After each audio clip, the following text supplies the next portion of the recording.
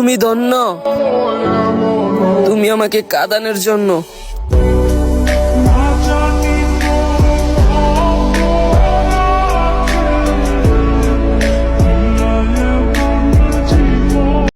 তুমি ছাড়া আবার কিসের জীবন?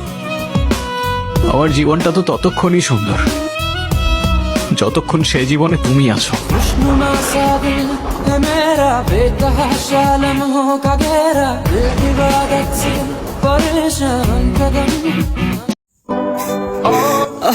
ভালোবাসা, ভালোবাসা, ভালোবাসা তো কষ্ট গে।